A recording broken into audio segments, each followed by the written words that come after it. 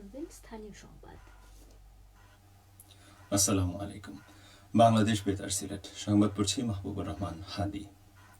প্রবাসী কল্যাণ ও বৈদেশিক কর্মসংস্থান এবং শ্রম ও কর্মসংস্থান মন্ত্রী আরিফুল হক চৌধুরী আজ 3 দিনের সরকারি সফরে সিলেট আসছেন। সফরকালে মন্ত্রী কোম্পানীগঞ্জ ও গোয়াইনঘাট উপজেলার বেশ কিছু গুরুত্বপূর্ণ উন্নয়ন প্রকল্পের ভিত্তিপ্রস্তর স্থাপন ও সড়ক পরিদর্শন সহ বিভিন্ন আলোচনা সভায় অংশ নেবেন। তিনি কোম্পানীগঞ্জ উপজেলার বালুচর এলাকায় ভোলাগঞ্জ, দয়ারবাজার, ভাটরাই, হাদারপাড় জিসি সড়ক উন্নয়ন কাজের ভিত্তিপ্রস্তর স্থাপন করবেন। পরে মন্ত্রী কোম্পানীগঞ্জ ও গোয়াইনঘাট উপজেলার বিভিন্ন নির্মাণাধীন ও ক্ষতিগ্রস্ত সড়ক পরিদর্শন করবেন। এছাড়া গোয়াইনঘাটের শালুটিকর গোয়াইনঘাট জিসি সড়কের আরসিসি কাজের ভিত্তিপ্রস্তর স্থাপন কর্মসূচিতেও অংশ নেবেন মন্ত্রী। সফরকালে তিনি সিলেট রেলওয়ে স্টেশনে গর্ভবতী মায়েদের বিনামূল্যে চিকিৎসা সেবা বিষয়ে মতবিনিময় সভায় প্রধান অতিথি হিসেবে যোগ দেবেন। এছাড়া মন্ত্রী সিলেটের বিভাগীয় কমিশনারের কার্যালয়ে পাথর ও বালু মিশ্রিত পাথর কোয়ারিসমূহের বর্তমান অবস্থা ও করণীয় বিষয়ক আলোচনা সভায় প্রধান অতিথি হিসেবে যোগদান করবেন।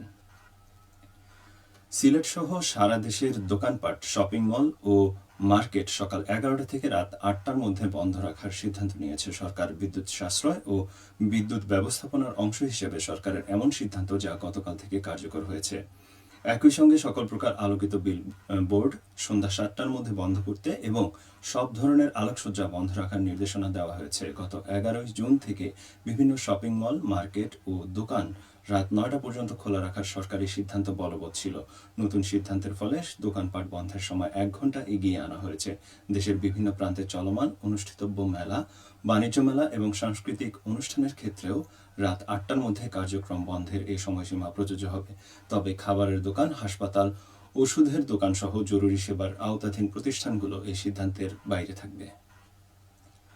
জাতীয় আইনগত সহায়তা সংস্থার মাধ্যমে সরকারি ব্যয়ে অসচ্ছল বিচার প্রার্থীদের আইনি সহায়তা প্রদান করা হচ্ছে। এ পর্যন্ত 4,78,072 মামলায় বিনামূল্য সেবা দেওয়া হয়েছে। এর মধ্যে সুপ্রিম কোর্ট লিগাল এইড অফিসের মাধ্যমে 3,457টি মামলা, দেশের 64টি জেলা লিগাল এইড অফিসের মাধ্যমে 4,69,907টি মামলা এবং ঢাকা ও চট্টগ্রাম শ্রমিক আইনগত সহায়তা সেলের মাধ্যমে 4,708টি মামলার আইনগত সহায়তা প্রদান করা হয়েছে। এছাড়া সরকারি আইনি সহায়তা জাতীয় হেল্পলাইন কল সেন্টারে কারাবন্দীদের এই আইনি সেবা প্রদান করা হচ্ছে। আইন, বিচার ও সংসদ বিষয়ক মন্ত্রণালয়ের আইন ও বিচার বিভাগের অধীনে জাতীয় আইনগত সহায়তা সংস্থার কার্যক্রম পরিচালিত হয়।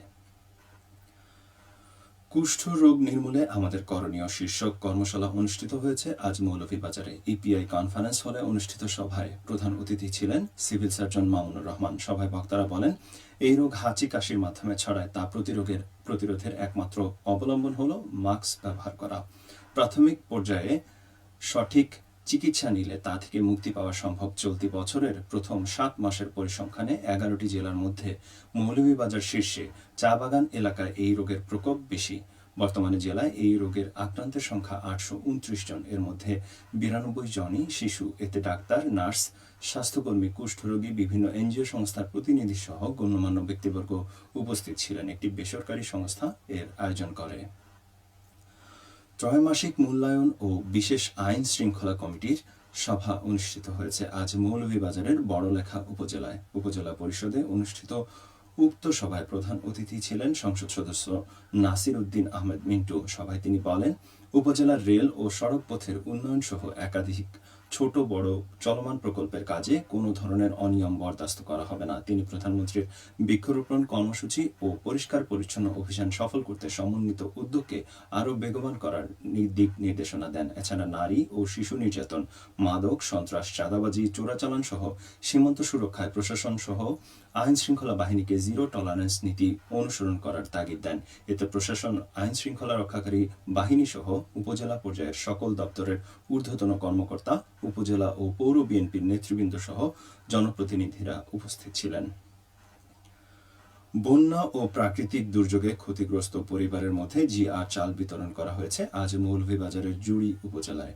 উপজেলার জায়ফরনগর ইউনিয়ন পরিষদে এর উদ্বোধন করেন সংসদ সদস্য নাসির উদ্দিন আহমেদ।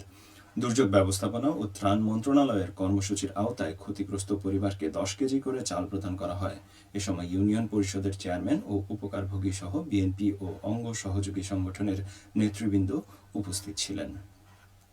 সবশেষে আবহাওয়া। সন্ধ্যা 6টা পর্যন্ত পূর্বাভাসে বলা হয়েছে সিলেট সহ পার্শ্ববর্তী এলাকার জন্য কোনো সতর্কবাণী নেই এবং কোনো সংকেত দেখাতে হবে না। আজ সিলেটে সূর্যোদয় হয়েছে 5টা 25 এবং সূর্য অস্ত যাবে 6টা 29। সংবাদ শেষ হলো। আমাদের পরবর্তী স্থানীয় সংবাদ প্রচারিত হবে সন্ধে 7টায়।